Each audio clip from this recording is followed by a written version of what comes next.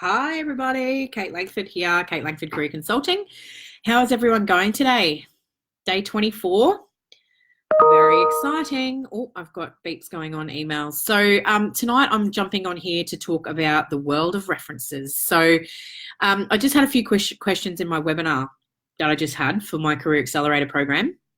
And it was, Kate, what if you have difficult managers? Or what if you don't get on with them? What if you can't remember people?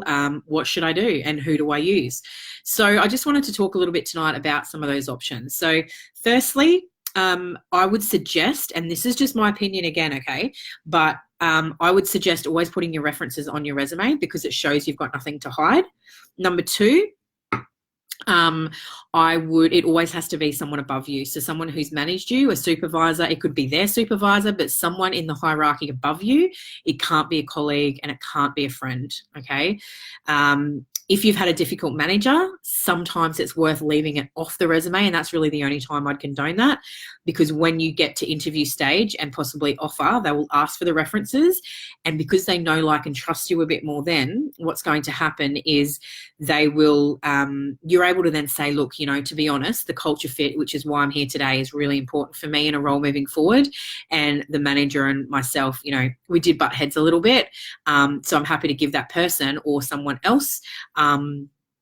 But that was the situation. The reason why you can sometimes be honest and say that is because you've already established that rapport. They already like you. It's just about getting that confirmation. And they might say, oh, don't worry, we've all had that.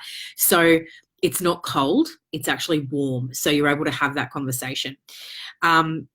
It doesn't work every time, but I'm all about honesty is the best policy. And you want to work for a business that, you know, respects you, that you connect with. And if there's a moral connection there, then they may understand that the manager wasn't great, or that there would have been good reason for it.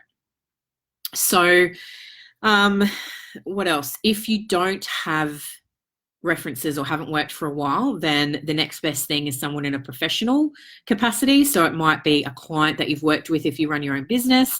It might be the accountant or a doctor, worst case scenario, but it needs to be someone in a professional status that can vouch for you, that can say, yep, they're always doing their accounts on time, or they turn up to appointments on time. I've known this person for a while.